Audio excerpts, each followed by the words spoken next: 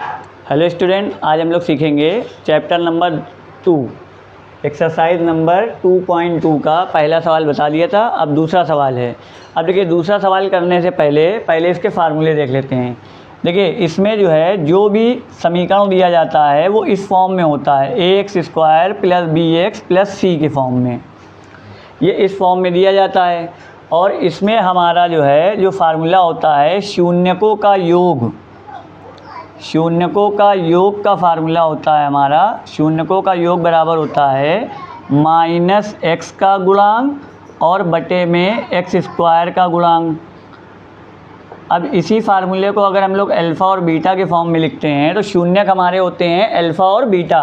तो यहाँ हो जाएगा हमारा अल्फ़ा प्लस बीटा बराबर में -b/a, क्योंकि x का जो गुणांक है वो b है और x² का जो गुणांक है वो a है। इसी तरीके से इसका एक और फार्मूला होता है हमारे पास शून्यकों का गुणनफल का। तो शून्यकों का जो गुणनफल का फार्मूला होता है वो होता है हमारा अचर पद, कांस्टेंट टर्म, अचर पद और बटे में x² का गुणांक। अचर पद कहते हैं c को और x² गुणांक हो गया हमारा a। अचर पद को कांस्टेंट टर्म कहते हैं और x² गुणांक मतलब कोफिशिएंट ऑफ x²। तो ये हो जाएगा हमारा c/a और शून्यकों का गुणनफल का मतलब हो गया अल्फ़ा इंटू बीटा। तो ये अल्फ़ा प्लस बीटा हो गया और ये अल्फ़ा इंटू बीटा हो गया। अगर मान लिया ये दोनों वैल्यू दे रहा है, ये अल्फ़ा प्लस बीटा दे रहा है, अल्फ़ा इंटू बीटा दे रहा है और बहुपद हमको निकालना है, तो उसके लिए हमारे पास तीसरा फार्मूला होता है। तीसरा फार्मूला हमारा बहुपद निकालने का होता है x² minus alpha plus beta into x plus alpha into beta. ये हमारा बहुपद निकालने का फार्मूला है। अब हम लोग अपना क्वेश्चन देखते हैं। देखिए, हमारे पास क्वेश्चन है एक द्विघात बहुपद ज्ञात कीजिए जिसके शून्यकों के योग तथा गुणनफल क्रमशः दी हुई संख्याएं हैं। तो देखिए, ये शून्यकों का योग हो गया और ये हमारा शून्यकों का गुणनफल हो गया। तो सबसे पहला सवाल करने के लिए, कोई भी सवाल करने के लिए पहले यहाँ लिखेंगे माना द्विघात समीकरण, माना द्विघात समीकरण ax² plus bx plus c के शून्यक जो हैं वो अल्फ़ा तथा बीटा हैं, अल्फ़ा तथा बीटा हैं। अब जब द्विघात समीकरण के शून्यक हमारे अल्फ़ा तथा बीटा हो गए तो ये दे रहा है शून्यकों का योग, मतलब अल्फ़ा प्लस बीटा की वैल्यू है 1/4 और अल्फ़ा इंटू बीटा की वैल्यू है -1।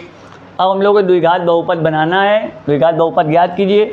इसके लिए हमारे पास तीसरा फार्मूला है x² minus alpha plus beta into x plus alpha into beta. x² हमारा इसी रहेगा माइनस और अल्फ़ा प्लस बीटा की जगह पे लिखेंगे हम लोग 1/4 और x इसी रहेगा प्लस अल्फ़ा बीटा की वैल्यू हो गई -1। तो ये हो गया हमारा x² माइनस 1/4x और प्लस माइनस हो गया -1। अब जो गिनती बटे में होती है उससे ऊपर उसी गिनती से गुणा कर देते हैं। जब 4 से इसमें पूरे में गुणा करेंगे तो जब यहाँ 4 से गुणा करेंगे तो यहाँ हो जाएगा हमारा 4x² माइनस 4 से गुणा करेंगे तो 4 से 4 कट जाएगा तो यहाँ x बचेगा और 4 × 4 और इस तरीके से ये हमारा आंसर हो जाएगा। तो ये पहला हो गया। इसी तरीके से हमारे सारे 6 सवाल हैं। अब अगर आपको रूट वाला देखना है तो सेकंड वाला देख लीजिए। सेकंड वाले में जब हम लोग यहाँ पर इसी तरीके से करेंगे तो अल्फ़ा प्लस बीटा की वैल्यू दे रहा है हमारी √2 और अल्फ़ा इंटू बीटा की वैल्यू दे रहा है 1/3। अब हम लोगों ने इसी में यहाँ फार्मूला लगाया x² minus alpha plus beta into x plus alpha into beta. x² इसी रहेगा माइनस अल्फ़ा प्लस बीटा की जगह लिख दिया √2, x इसी रहा, अल्फ़ा बीटा की जगह लिख दिया 3। अब यहाँ पर 3 में है तो पूरे में 3 से मल्टीप्लाई कर देंगे। जब 3 से मल्टीप्लाई करेंगे तो ये हो जाएगा हमारा 3x² माइनस 3√2x और यहाँ पर जब 3 से मल्टीप्लाई करेंगे 3 से 3 कैंसिल हो जाएगा, ये हमारा 1 आंसर हो जाएगा। इस तरीके से हमारा बहुपद निकल आएगा, द्विघात बहुपद। अब हम लोग इसी में के कुछ इम्पॉर्टेंट क्वेश्चन करेंगे जो NCERT की बुक में नहीं दिए गए हैं। अब देखिए, ये जो है एक्सरसाइज 2.2 तो हमारी कंप्लीट हो गई थी। अब उसके बाद के जो इम्पोर्टेंट क्वेश्चन हैं उसमें से ये 3 इम्पॉर्टेंट क्वेश्चन हैं जो बोर्ड में पूछे जाते हैं ज़्यादातर। पहला क्वेश्चन दिया गया है एक द्विघात बहुपद ज्ञात कीजिए जिसके शून्यक -3 तथा 4 हैं। अब इससे पहले हम लोगों ने सवाल लगाया था, उसमें था शून्यकों का योग और शून्यकों का गुणनफल दिया गया था। इसमें शून्यक दे रहा है अलग अलग -3 और 4। तो जब हम लोग पहला सवाल करेंगे तो देखिए पहला शून्यक दिया गया है, मतलब अल्फ़ा की वैल्यू -3 है और बीटा की वैल्यू हमारी 4 है। तो अब बहुपद ज्ञात करने के लिए पहले हम लोगों को अल्फ़ा प्लस बीटा निकालना पड़ेगा। अल्फ़ा की जगह पे लिखा -3 और बीटा की जगह पे लिखा हम लोगों ने 4। अब माइनस प्लस माइनस होता है, 4 में से 3 गया 1, बड़ी संख्या प्लस की है, साइन प्लस कराएगा, प्लस लगाया नहीं आता। Alpha into beta, alpha into beta का मतलब हो गया -3 का मल्टीप्लाई करेंगे 4 से, तो 4 3 हो गया 12, माइनस का साइन ऐसे ही रहेगा। हम लोगों को द्विघात बहुपद बनाना है तो ये हो जाएगा x², ये फार्मूला होता है x² minus alpha plus beta into x plus alpha into beta. अब देखिए x² हमारा इसी रहेगा, माइनस अल्फ़ा प्लस बीटा की वैल्यू रखी 1 इंटू एक्स हो गया, प्लस अल्फ़ा बीटा की जगह लिख दिया -12। तो ये हो गया हमारा x² माइनस 1 का मल्टीप्लाई जब x से करेंगे तो ये x हो गया और ये प्लस माइनस हो गया -12 और ये हमारा द्विघात बहुपद हो गया। इस तरीके से हमारे सवाल पहला हो गया। अब हम लोग दूसरा सवाल देखते हैं। दूसरा सवाल जो है वो बहुत इंपॉर्टेंट है। यदि बहुपद 2x² plus 3x plus lambda का एक शून्यक 1/2 हो तो लेमडा का मान ज्ञात कीजिए। अब हर सवाल में किसी में लेमडा आ जाएगा, किसी में p आ जाएगा, किसी में q आ जाएगा, किसी में a आ जाएगा। तो ये बहुत इंपॉर्टेंट क्वेश्चन है। इस तरीके का क्वेश्चन आता है कि एक शून्यक दिया है तो लेमडा का मान या a का मान p q का मान निकालना हमको। तो देखिए इसमें हम लोग करते क्या हैं, सबसे पहले यहाँ पर दिया गया है बहुपद 2x² plus 3x plus lambda, lambda का एक शून्यक जो है 1/2 है। अब देखिए शून्यक कहते किसको हैं, शून्यक जो है जो भी समीकरण हमारा दिया जाता है बहुपद में उसको हल करने पे जो x की वैल्यू आती है हमारी, x के जो 2 मान निकलते हैं उसी को शून्यक कहते हैं। एक शून्यक दिया गया है 1/2, इसका मतलब इसका मान इसमें रखने पर इसका मान जो है 0 हो जाएगा। तो यहाँ पर लिखेंगे x बराबर 1/2 रखने पर जो भी शून्यक दिया जाएगा उसकी वैल्यू इसमें रख देंगे। तो ये हो जाएगा 2x² plus 3x plus lambda बराबर में 0 हो जाएगा। अब जहाँ जहाँ x होगा वहाँ वहाँ 1/2 लिख देंगे। तो ये हो गया 1/2 का होल स्क्वायर प्लस 3 गुणे 1/2 प्लस लेमडा इसी रहेगा बराबर में 0।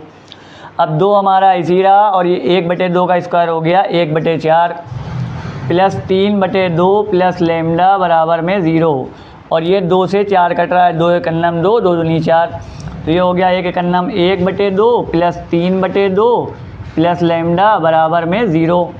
अब देखिए दोनों के हर बराबर हैं, डिनोमिनेटर सेम है, तो ऊपर वाले नंबर को डायरेक्ट ऐड कर देते हैं, जोड़ देते हैं।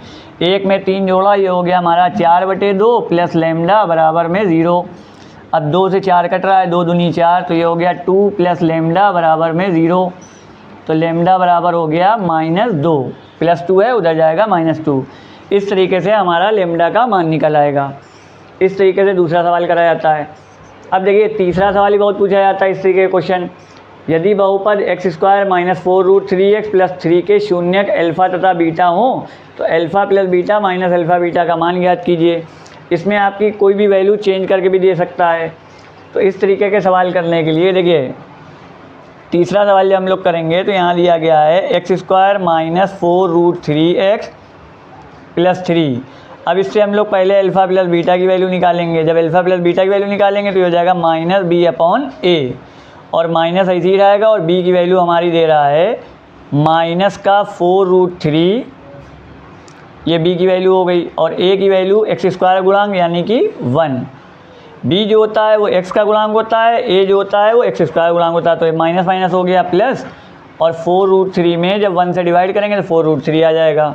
उसके बाद हम लोग निकालेंगे अल्फ़ा इंटू बीटा।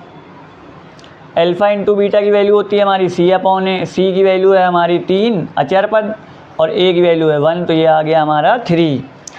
अब हम लोग को वैल्यू निकालनी है alpha plus beta minus alpha beta की। अल्फ़ा प्लस बीटा की वैल्यू आई है 4√3 और माइनस अल्फ़ा बीटा की वैल्यू आई है 3। अब यहाँ 4√3 है, यहाँ पर सिर्फ 3 है, तो ये इससे माइनस तो होगा नहीं, तो बस यही हमारा आंसर हो जाएगा।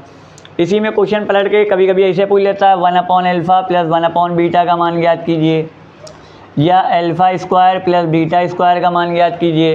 तो जहाँ पर भी alpha square plus beta square का मान पूछेगा वहाँ पर पहले इसका फार्मूला ये वाला लिख देंगे, अल्फ़ा प्लस बीटा का होल स्क्वायर माइनस 2α बीटा।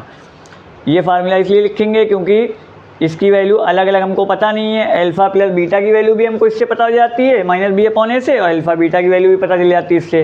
तो जहाँ पर भी स्क्वायर दिखेगा इस तरीके से अलग अलग स्क्वायर प्लस में, तो वहाँ उसकी जगह पे ये फार्मूला लगा देंगे।